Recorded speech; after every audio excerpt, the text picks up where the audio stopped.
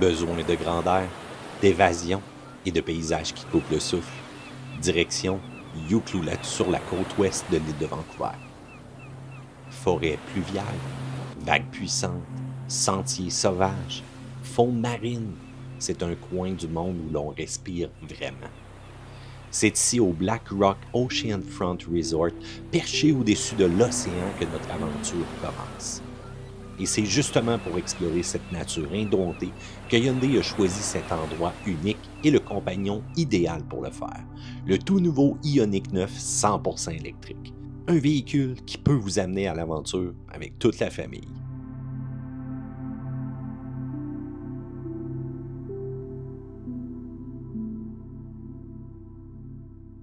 Vous avez sans doute vu notre vidéo lorsqu'on a assisté justement à la grande première mondiale du Ioniq 9.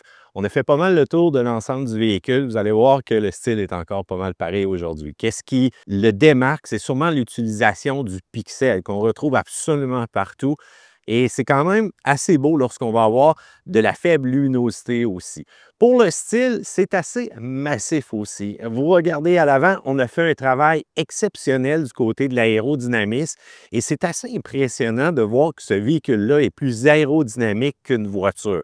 Et là, c'est une question de vous aimez pas au niveau du style, mais c'est quand même un très gros véhicule. Et l'image qui me revient toujours en tête, c'est lorsqu'on a fait le lancement, on nous montrait vraiment comment on avait fait la queue du véhicule, un peu similaire à la queue d'un bateau. Cette image-là m'est restée gravée, mais en même temps, dans son ensemble, un look que je trouve intéressant. J'adore aussi les grandes roues de turbine sur le modèle calligraphie qu'on a présentement. À l'intérieur du véhicule, qu'est-ce qu'on va remarquer encore une fois? Ben, c'est l'espace. On a travaillé beaucoup sur ceci et peu importe où est-ce qu'on va prendre place à l'intérieur du véhicule, comme par exemple dans la dernière rangée, on va avoir un dégagement assez impressionnant à la tête, même pour les grandes personnes comme moi.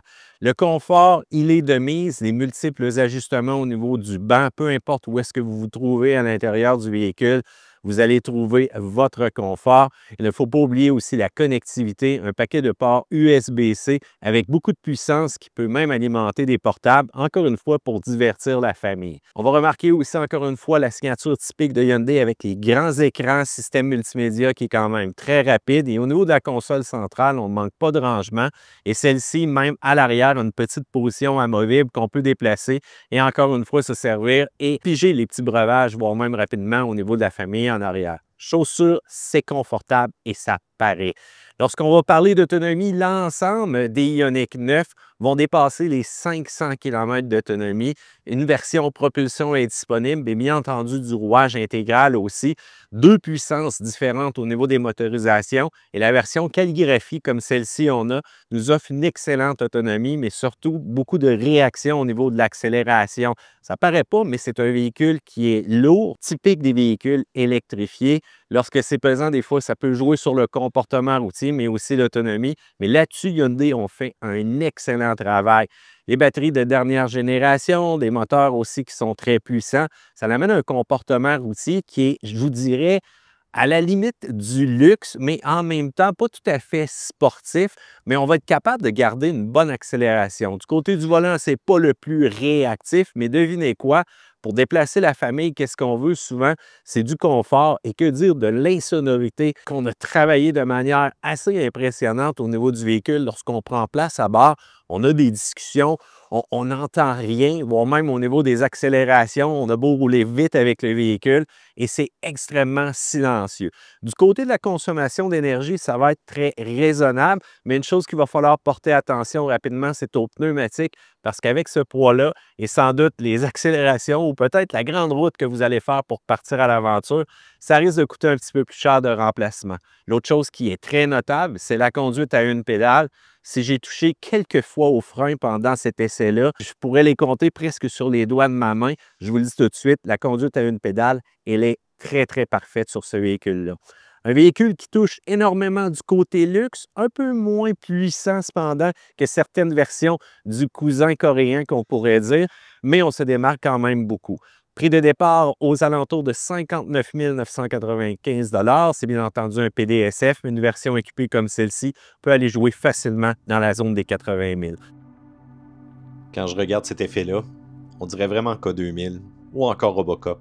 ou un Silent dans Battlestar Galactica, mais c'est juste un effet vidéo. Une chose que je remarque, c'est qu'il sera de plus en plus difficile de changer même une ampoule à l'avant d'un véhicule aujourd'hui. Fini le temps où tu allais au Canadian Tire chercher une lumière de remplacement. Sur une note positive, un véhicule électrique coûte moins cher en entretien. Mais on s'entend que le prix des véhicules électriques, c'est pas donné. Et j'oublie les assurances parfois, faut pas oublier de les calculer. Faut dire aussi que l'ensemble du monde automobile n'y échappe pas. Tout est pas mal plus cher. Et moi, je vais aller réfléchir à tout ça sur une plage où je peux recharger les batteries plus vite que n'importe quel VA. Quant à nous, une super belle aventure ici du côté de la Colombie-Britannique. Je dois dire que cet endroit-là est vraiment paradisiaque et j'aime rouler ici. Sur ce, je veux vos commentaires dans la section ci-dessous, pouce en l'air, et on se dit une autre fois, une autre vidéo de questions auto.